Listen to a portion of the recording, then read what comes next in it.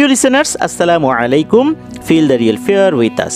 দেশ ও দেশের বাইরে যেখান থেকে আফনান্স বি ইউটিউব চ্যানেলের নিয়মিত আয়োজন ফেয়ার উইথ টুয়েসডে এপিসোডের সাথে যুক্ত হচ্ছেন বা পরবর্তীতে হবেন, সকলকে জানাচ্ছি শুভেচ্ছা ও ভালোবাসা। আশা করি সবাই ভালো আছেন, সুস্থ আছেন। প্রিয় listeners, Afnan the whole world YouTube চ্যানেলের পাশাপাশি আমরা আফনান্স বি ইউটিউব চ্যানেলেও বেশ কিছু রেগুলার এপিসোড দিতে যাচ্ছি। প্রতি রবিবার অমীমাংসিত রহস্যের সিজন 2 কিন্তু ইতোমধ্যে শুরু হয়ে গেছে। আর প্রতি মঙ্গলবার রাত 10:59 আপনাদের পাঠানো বা আমার সংগ্রহ করা ভয়ের ঘটনাগুলো দিয়ে কিন্তু আমরা ফেয়ার উইথ টুয়েসডের যাত্রা শুরু করেছি। আজকে এই যাত্রার প্রথম এপিসোড। প্রিয় লিসেনার্স, এই 2 এপিসোড ছাড়াও কিন্তু আমরা মাঝে মাঝেই বিভিন্ন ভৌতিক প্লেস, রহস্যময় বিভিন্ন জিনিস, এছাড়া ট্রাভেল ব্লগ সংক্রান্ত কিছু কিছু ভিডিও আপলোড করব ইনশাল্লাহ, যা আমাদের শিক্ষণীয় হতে পারে।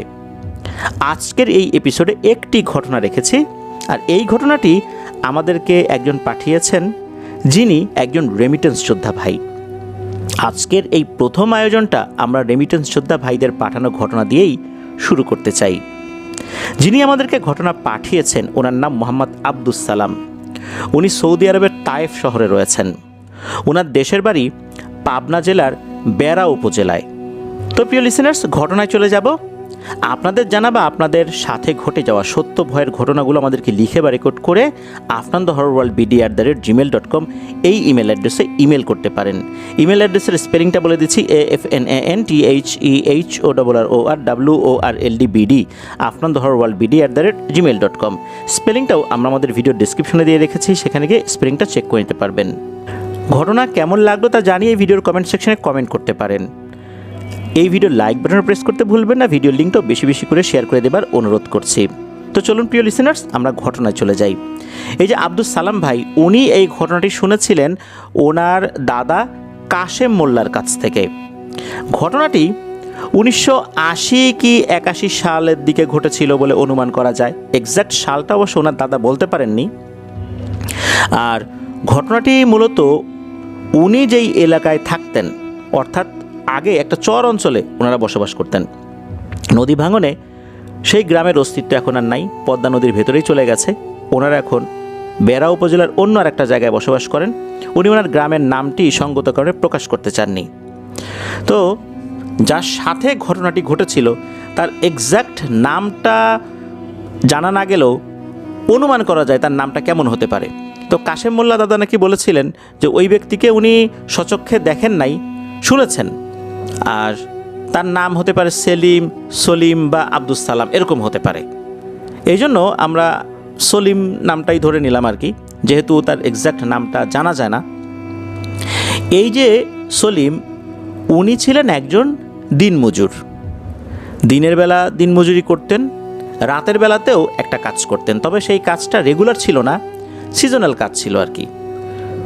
ওখানে যেই কৃষি জমি ছিল, বিস্তীর্ণ এলাকা জুড়ে যে কৃষি জমি রয়েছে, তো সেখানে যখন ফসল কাটার মৌসুম হতো বা ফসল তোলার মৌসুম হতো, তখন কিন্তু ফসল চুরি হয়ে যাওয়া, তারপর ফসল পেকে গেলে সেই ক্ষেতের মধ্যে গরু ছাগল নামিয়ে দিয়ে ক্ষেত খাইয়ে ফেলানো, এরকম কিন্তু মাঝে মাঝে শোনা যেত। তাই কিছু মানুষ কী করতেন, তারা তাদের এই জমিগুলো পাহারা দেওয়ার জন্য সম্মিলিতভাবে কোনো একজন মানুষকে রাখতেন। বিনিময়ে অল্প কিছু অর্থ আর ফসলের ছোট্ট একটা ভাগ দিতে হতো। তো এই যে সলিম মিয়া, উনি দিনের বেলা দিনমজুরি তো করতেনই, রাতের বেলাও এই ক্ষেত খামার পাহারা দেওয়ার কাজটা করতেন। এটা উনি অনেকদিন ধরেই করে আসছিলেন। ঘটনাটি যখন ঘটে তখন ওনার বয়স 50-55 বছর। ওনার ছেলেমেয়েরাও বড় হয়ে গেছে, মেয়েদেরকে বিয়ে দিয়েছেন। আর ছেলেরা যারা আছেন তারাও সদ্য বিয়ে করেছেন আর কি। তো একসাথেই থাকেন সবাই। এখন তার যে ছেলে, সেও কিন্তু দিনমজুর। এইভাবেই টেনে টুনে সবাই মিলেই সংসারটাকে আল্লাহর রহমতে চালিয়ে নিয়ে যাচ্ছিলেন। সময়টা এমন একটা সময়, উনি বলেছেন যে ওই সময় ধান কাটা হবে, অর্থাৎ ধান পেকে গেছে এমন একটা সময়। উনি একটা টং ঘর বানিয়ে সেখান থেকে পাহারাটা দিতেন। টং ঘরের একটা সুবিধা হলো মাথার দিকে এবং পায়ের দিকের জায়গাটা ফাঁকা থাকে। তাই উল্টো দিকে ঘুরে অনায়াসেই বিস্তীর্ণ জায়গা দেখা যায়, আর শুয়ে পড়লে তো পায়ের দিকের বিস্তীর্ণ জায়গা দেখাই যায়। আর ডানে বায়ে যেটা দেখা যায় না, মাঝে মাঝে মাথা বের করে আশেপাশে খেয়াল করতেন যে কোনো লোকজন দেখা যায় কিনা। ওই সময় অবশ্য ওনার হাতে টর্চ লাইট ছিল, 5 ব্যাটারির স্টিলের টর্চ লাইট, এটা ব্যবহার করতেন। অনেক দূর পর্যন্ত আলো যেত, কোনো মানুষ যদি হাঁটাহাঁটি করতো তাহলে কিন্তু বোঝা যেত। যদি চাঁদনি রাত হতো তাহলে তো অনায়াসেই বোঝাটা সহজ, আর যদি অন্ধকারচ্ছন্ন রাত হতো তাহলে উনি টর্চ লাইট জ্বালিয়ে মাঝে মাঝেই আশেপাশে দেখতেন। তো এমনটা উনি কিন্তু সবসময় করতেন। এক রাতের ঘটনা, ওই রাত্রে বেশ গরম পড়েছে, ঘুম আসছিল না, মাঝে মাঝে হাঁটাহাঁটি করছিলেন, আবার টং ঘরে এসে শুয়ে পড়ছিলেন, হাত পাখা দিয়ে নিজেকে বাতাস করে নিচ্ছিলেন। এরই মাঝে ওনার তন্দ্রাচ্ছন্ন ভাব চলে আসে। কতক্ষণ ঘুমিয়েছেন উনি বলতে পারেন না। হঠাৎ করে ঢং ঢং ঢং এরকম ঘন্টার আওয়াজ, তবে ঘন্টা একটা না, মনে হচ্ছে 3-4টা ঘন্টার আওয়াজ একসাথে হচ্ছে। উনি চিন্তা করলেন, এই রাতের বেলা এই ক্ষেতের মধ্যে ঘন্টা বাজায় কে? এমন তো শব্দ আগে কখনো শুনি নাই। চোররা নিশ্চয়ই ঘন্টা বাজিয়ে এখানে চুরি করতে আসবে না। হতে পারে কেউ কারো গরুকে নামিয়ে দিয়েছে, 1-2টা না, একাধিক গরুকে নামিয়ে দিয়েছে, এই গরুগুলোর গলায় ঘন্টা বাঁধা। উনি আবার চিন্তা করলেন, গরুর গলায় যদি ঘন্টাই বাঁধা থাকবে, ঘন্টা বাঁধিয়ে খেতে নামালে তো শব্দ হবে, পাহারাদার তো টের পেয়ে যাবে। তাহলে ঘন্টাটা আসলে কে আনলো, বা কেনই বা এই ঘন্টার শব্দ হচ্ছে? উনি এই চিন্তা করে প্রথমে উল্টো দিকে তাকালেন, অর্থাৎ ঘাড় ঘুরিয়ে ওনার মাথার সাইডে তাকালেন, দেখলেন কিছুই দেখা যায় না। পায়ের দিকে তাকালেন, সেখানেও কিছু দেখা যায় না। তাহলে ডানে বায়ে কোথাও একটা হবে। তো উনি মাথাটা বের করে ডান দিকে তাকিয়েছেন, সেখানেও কিছু দেখা যায় না। তার বাম দিকে যখন তাকিয়েছেন তখন দেখেন একটা অদ্ভুত দৃশ্য। উনি দেখেন বড় বড় সাইজের 2টো উট আর ছোট ছোট 2টো উট, মনে হচ্ছে 2টো বাচ্চা উট। একদম সামনে একটা বড় উট, একদম পেছনে একটা বড় উট, মাঝখানে 2টো বাচ্চা উট। এই 2টো বাচ্চা উটের মধ্যেও কিন্তু আবার একটু ছোট বড় আছে। তো উনি দেখছেন যে সামনের দিকে যে উটটা হেঁটে যাচ্ছে আর পেছন দিকে যে উটটা হেঁটে যাচ্ছে, মনে হচ্ছে এই 2টো উট মাঝখানে 2 বাচ্চা উটকে পাহারা দিয়ে নিয়ে যাচ্ছে, যাতে করে বাচ্চারা হারিয়ে না যায়, পেছনে না পড়ে। আর এদের গলায় মনে হচ্ছে ঘন্টা বাঁধা আছে, সেখান থেকেই ঢং ঢং ঢং আওয়াজ আসছে। এই কারণে একটা ঘন্টা না, অনেকগুলো ঘন্টার আওয়াজ একসাথে শোনা যাচ্ছে। উনি আসলে কখনো উট দেখেন নাই, ছবিতে দেখেছেন, পেপার পত্রিকায় দেখেছেন, কিন্তু উট বাস্তবে কখনো দেখেননি। উনি মাঠের মধ্যে উট দেখে অবাক হয়ে তাকিয়ে থাকেন, ওই টংঘরের ভেতর থেকে, নিচের নামেন নাই। আর উনি চিন্তা করছেন, এই চরের মধ্যে উট আসবে কোত্থেকে? কে উট পালে? এমন কোনো লোকজন তো আশেপাশে নাই। এরকম চিন্তা করছেন আর ওইদিকে তাকিয়ে আছেন। উটগুলো কিন্তু একদম ধীরে সুস্থেই হেঁটে যাচ্ছে। হঠাৎ করে হয় কি, উটগুলো তাদের হাঁটা থামিয়ে দেয়। একদম সামনে যে উটটা আছে, এই উটটা হাঁটা যখন থামিয়ে দিয়েছে, পিছনের উটগুলো এমনিই কিন্তু থেমে গেছে। উটের কিন্তু একটা বৈশিষ্ট্য, একদম সামনে থাকা উটের কাফেলার যদি দেখা যায় যে ওই সামনে থাকা উটটা দাঁড়িয়ে গেছে, তাহলে কিন্তু সব উট এমনিতেই দাঁড়িয়ে যায়। তো ওরকমটাই হয়েছে, দাঁড়িয়ে গেছে সেই পর্যন্ত ঠিক আছে, কিন্তু হয় কি, ওই সামনে থাকা উটটা ঘাড় ঘুরিয়ে ওই টং ঘরের দিকে তাকিয়েছে। আর যেই না তাকিয়েছে, মনে হলো উটের চোখ দুটো দপ করে আগুনের মতো জ্বলে উঠল। যখন এটা জ্বলে উঠেছে তখনই কিন্তু এই যে সলিম, উনি বুঝতে পেরেছেন যে এই উটগুলো টের পেয়ে গেছে যে উনি তাদেরকে দেখছেন। এই কারণেই ওরা দাঁড়িয়ে পড়ছে এবং ঘাড় ঘুরিয়ে দেখে ফেলেছে। উনি তো দ্রুত টং ঘরের মধ্যে এসে বসে পড়েন। তখন হয় কি, আর একটা আওয়াজ হতে থাকে, ওই ঘন্টারই আওয়াজ, তবে এই আওয়াজটা মনে হচ্ছে ওই টং ঘরের কাছাকাছি আসছে। উটগুলো আস্তে আস্তে হেঁটে হেঁটে ওই টং ঘরের কাছাকাছি আসছে। যত কাছে আসছে, ওই ঢং ঢং ঢং আওয়াজটা আস্তে আস্তে আরও জোরে শোনা যাচ্ছে। এইদিকে এই সলিম সাহেব, উনি তো টং ঘরের মধ্যে বসে থরথর করে কাঁপছে যে হায় আল্লাহ, এখন আবার কি হবে? এগুলো তো আসলে কোনো উট না, এগুলো তো জিন। উনি তো জিন দেখে ফেলেছেন। এখন ওরাও বুঝে গেছে, এখন ওরা এদিকেই আসছে, হায় আল্লাহ আমার কি হবে? এই তো মাঠের মধ্যেই আমাকে একদম গেড়ে ফেলবে। উনি বিভিন্ন সময় শুনেছেন যে জিনেরা মাথা উল্টো দিকে দিয়ে কোমর অবধি গেড়ে ফেলে, পা দুটো দেখা যায় শুধু। উনি চিন্তা করছেন, শেষ, আমার জীবন শেষ, পরিবারের সাথে আর কখনো দেখা হবে না। এই চিন্তা করছে, ঠক ঠক করে কাঁপছেন আর আল্লাহর কাছে দোয়া করছে, আল্লাহ আমারে বাঁচাও, আল্লাহ আমারে বাঁচাও। আমি তো ইচ্ছা করে দেখি নাই, হ্যাঁ কৌতূহলী হয়ে মাথাটা বের করে দেখছি, যেহেতু পাহারাদার আমি, এটা তো আমার জন্য স্বাভাবিক। তো উনি এমন থরথর করে কাঁপছিলেন ভয়ে, যে ওনার ওই কাঁপুনিতে ওই টং ঘরও থরথর করে কাঁপছে। এদিকে ওই ঘন্টার আওয়াজটা কিন্তু আস্তে আস্তে আস্তে আস্তে কাছে আসছে। একটা সময় মনে হলো যে একদম টং ঘরের কাছে এসে ওই ঘন্টাটা বাজছে, এবং একটা সময় থেমেও গেল, মানে দাঁড়িয়ে গেছে, এখন আর ঘন্টার আওয়াজ হচ্ছে না। দাঁড়ানো অবস্থায় তো আর ঘন্টার আওয়াজ হবে না। তখন বাইরে থেকে একটা নারী কণ্ঠ ভেসে এলো, বলল, তুই আমাদেরকে দেখে ফেলেছিস, তাতে সমস্যা নাই, তবে খবরদার এই কথা কাউকে বলবি না, তাহলে আমাদের সমস্যা হবে। আর আমাদের যদি সমস্যা হয়, আমরা তোর সরাসরি ক্ষতি করব না, কিন্তু আল্লাহ তাআলার কাছে তোর নামে বদদোয়া করব, অভিশাপ দিব, আর আমাদের অভিশাপ কিন্তু লেগে যাবে রে, সাবধান, এ কথা কাউকে বলবি না। তখন এই সলিম, উনি ভেতর থেকে ঠকঠক করে কাঁপছেন, উনি আর কোনো উত্তর দিতে পারছেন না। ওনার গলা দিয়ে কোনো কণ্ঠই, মানে ওনার কণ্ঠ দিয়ে কোনো শব্দই বের হচ্ছে না, কণ্ঠ একদম স্তব্ধ হয়ে গেছে। একটা পর্যায়ে হয় কি, হঠাৎ করে ওই ঘন্টার আওয়াজটা মনে হলো ঘুরে গেল। আস্তে আস্তে ঘন্টার আওয়াজ আস্তে আস্তে মনে হচ্ছে ক্ষীণ হয়ে আসছে, মনে হচ্ছে দূরে চলে যাচ্ছে। একটা পর্যায়ে এসে আর ঘন্টার আওয়াজ শোনা গেল না। বোঝা গেল এরা আর নেই। উনি তখন কিসের কি পাহারা, টং ঘর থেকে নেমে দিয়েছেন বাড়ির দিকে এক দৌড়।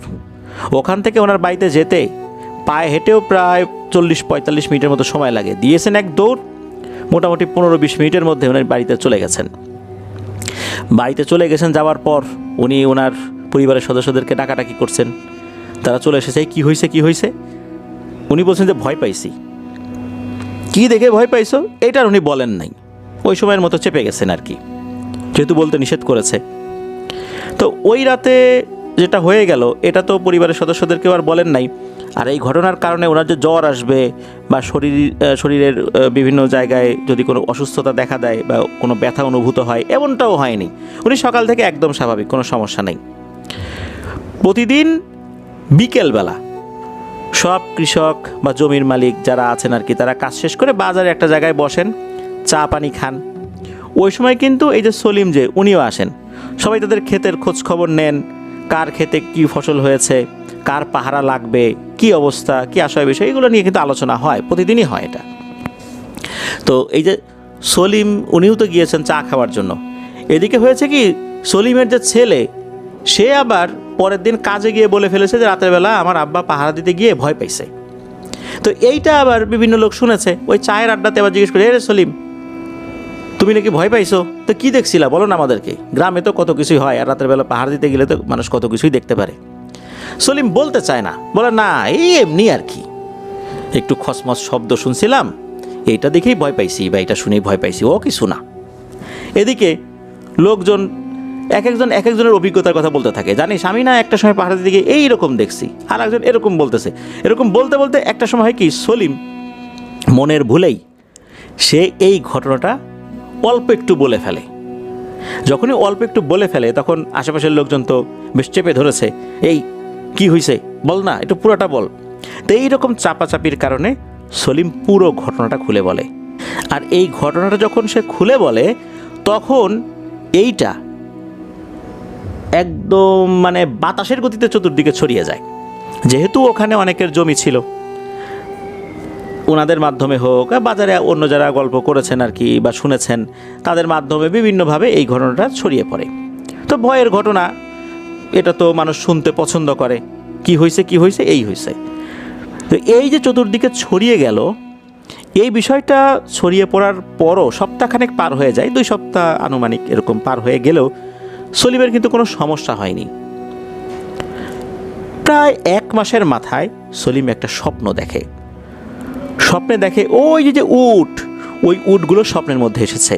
তবে এবার কিন্তু 4টা না, 3টা উট দেখা যাচ্ছে। বড় বড় 2টো উট ঠিকই আছে, ছোট ছোট যে 2টো উট ছিল, এই ছোট 2টো উটের মধ্যে কিন্তু ছোট বড় ছিল, একটা সাইজে একটু বড়, একটা সাইজে একটু ছোট। ওই একটু বড়টা মনে হচ্ছে আছে, কিন্তু একটু ছোট যেটা ছিল সেটা নাই। ওই বড় 2টো উটের মধ্যে একটা উট নারী কণ্ঠে বলে ওঠে, সলিম রে, এটা তুই কি করলি? তোকে বললাম কাউকে বলিস না, তুই কেন এটা বলতে গেলি? তুই জানিস আমাদের কি ক্ষতি হয়েছে? আমাদের কত বড় ক্ষতি হয়েছে তুই জানিস? তুই যখন আমাদেরকে দেখেছিলি তখন আমরা 4 জন ছিলাম। দেখ তো আমরা এখন কয়জন? আমরা এখন 3 জন। আমার ছোট বাচ্চাটাকে ধরে নিয়ে গেছে তোর কারণে, শুধু তোর কারণে এটা হয়েছে। তখন সলিম স্বপ্নের মধ্যে বলতেছে যে আমি কিভাবে আপনার ছোট বাচ্চা হারিয়ে যাওয়ার জন্য দায়ী হইলাম। তখন ওই মা জিন বলছে যে তুই যখন বাজারে বসে এই বিষয়টা জানিয়ে দিয়েছিস, ওই বাজারে একজন কবিরাজ ছিল। সে যে অনেক বড় মাপের কবিরাজ ছিল বিষয়টা তা না, তবে সে জিন বন্দি করে তাদেরকে দিয়ে কাজ করানোর জন্য অনেক চেষ্টা করে যাচ্ছিল। জিনদেরকে হাসিল করা অনেক কঠিন কাজ, কিন্তু একবার যদি এদেরকে বন্দি করে ফেলা যায় কুফুরি কালাম দিয়ে, তাহলে অনেকটা সহজ হয় যদি তারা মুসলিম এবং শক্তিশালী জিন হয়। তোর এই গল্প শোনার পর সে খোঁজ খবর নেওয়া শুরু করেছে। সে বুঝে গেছে যে এই পথ দিয়ে একটা শক্তিশালী মুসলিম জিন পরিবারের আসা যাওয়া রয়েছে। পশ্চিমবঙ্গের নদিয়াতে আমি আমার মেয়েকে বিয়ে দিয়েছি। ওই মেয়ে সে আমাকে তার ভাইদেরকে বারবার দেখতে চায়, এই জন্য আমরা প্রতি সপ্তাহে একবার আসা যাওয়া করি।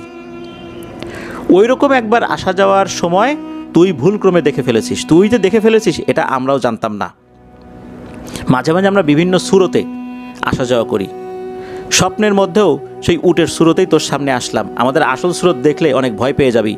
এখানেও তোর উপর আমরা কিন্তু জুলুম করছি না, কিন্তু তুই আমাদের উপর জুলুম করলি। তোর উপর আমরা দয়া করলাম। আমাদের জায়গায় অন্য কোনো জিন হলে তোকে ওখানেই মেরে ফেলতো। কারণ জিনদেরকে কেউ যদি এভাবে একবার দেখে ফেলে তাহলে কিন্তু জিনেদের অনেক সমস্যা হতে পারে। এই জন্যই জিনেরা যদি বুঝতে পারে কেউ তাদেরকে দেখে ফেলেছে যেটা তাদের ইচ্ছা ছিল না, তখন কিন্তু জিনেরা তাদের ক্ষতি করে। আমরা তোকে কোনো ক্ষতি করি নাই। তোর পরিবারের কথা চিন্তা করে তোকে ছেড়ে দিয়েছিলাম একটা শর্ত দিয়ে, তুই সেই শর্তটা পালন করতে পারলি না। ওই কবিরাজ খোঁজ খবর নিয়ে কোনো এক অমাবস্যার রাতে, যেই রাতে আমরা চলাচল করছিলাম, ওই রাত্রে মাঠের এই জায়গাতে ওত পেতেছিল। সে একটা ফাঁদ পেতেছিল। আমরা সেই ফাঁদে পড়ে যাই।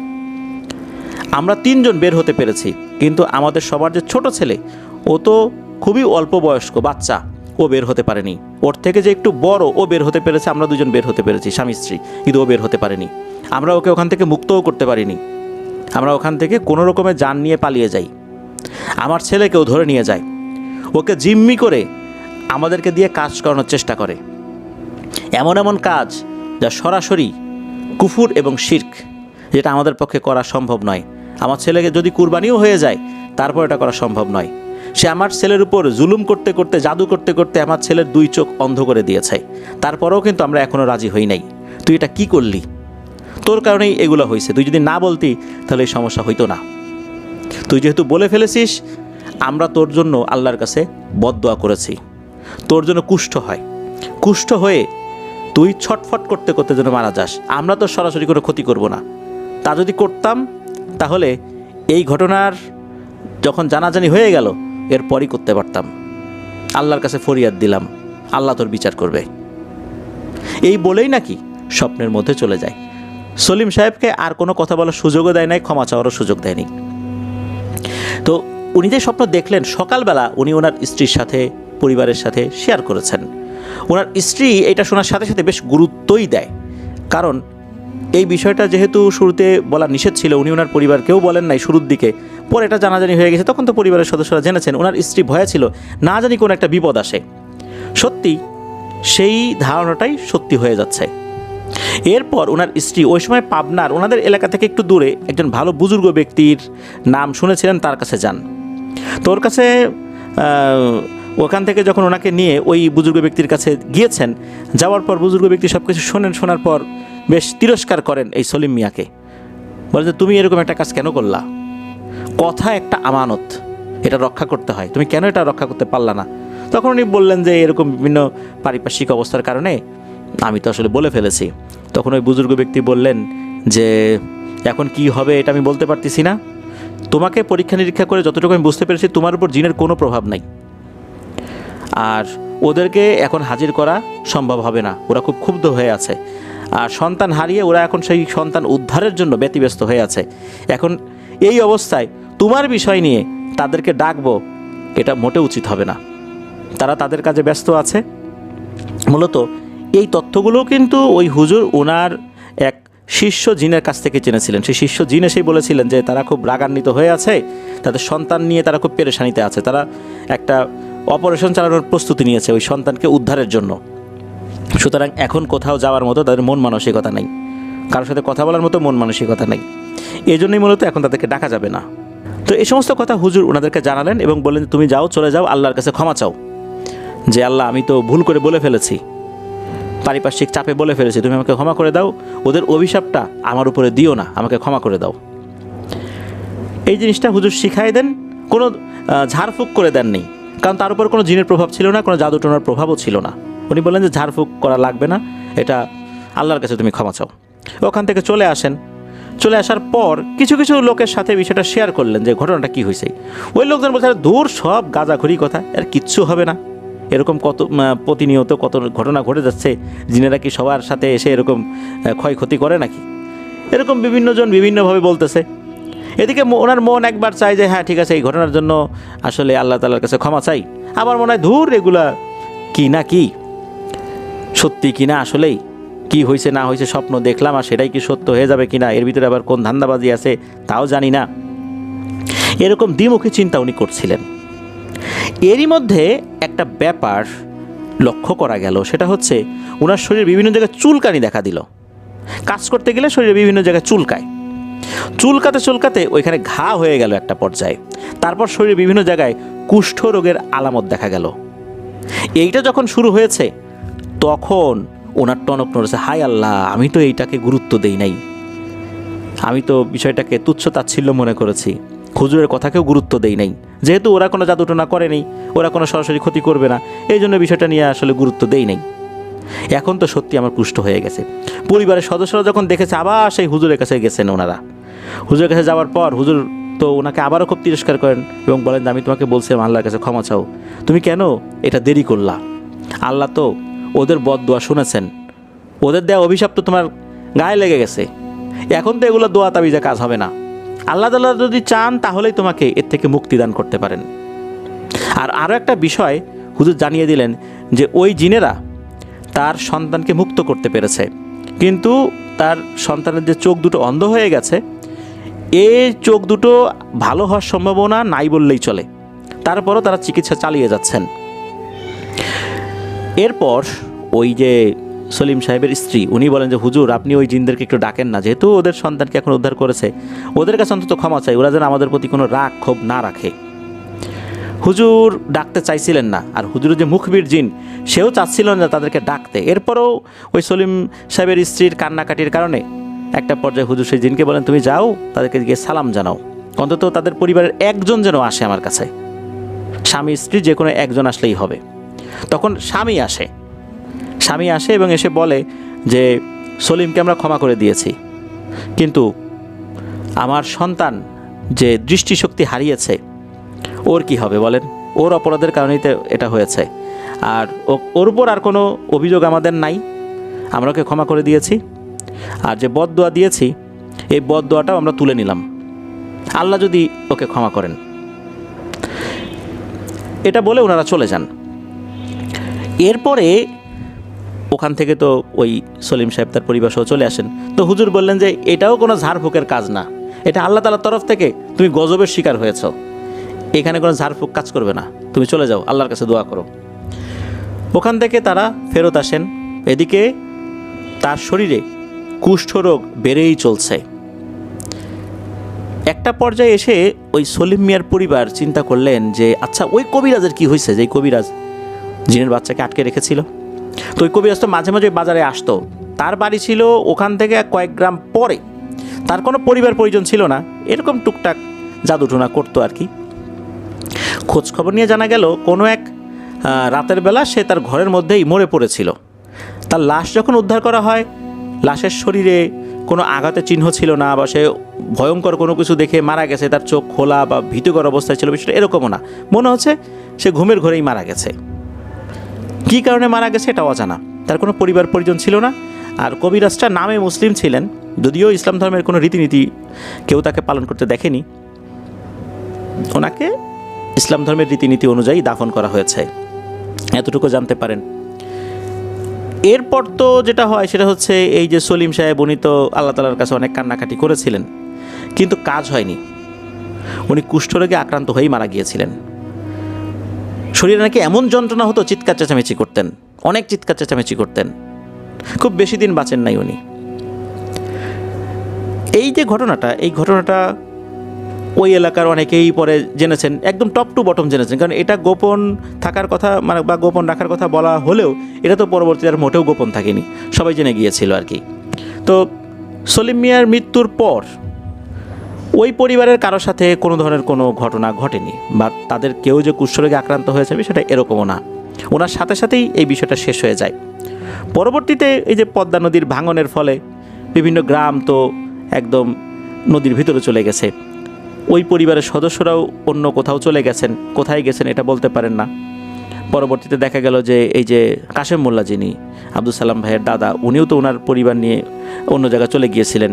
এই সলিম মিয়াকে উনি দেখেননি, উনি যখন বাজারে আসতেন তখন এই সলিম মিয়ার ঘটনাটা পরবর্তীতে শুনেছিলেন আর কি। এই ঘটনা তো কয়েক মাসের মধ্যেই ঘটে গেছে।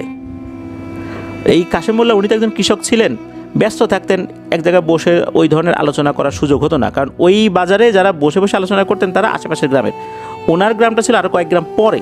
উনি বাজারঘাট করার জন্য আসতেন, হাটের দিন আসতেন, চলে যেতেন। তো এই ঘটনার যখন শেষ হয়ে গেছে এরপরে উনি শুনেছিলেন।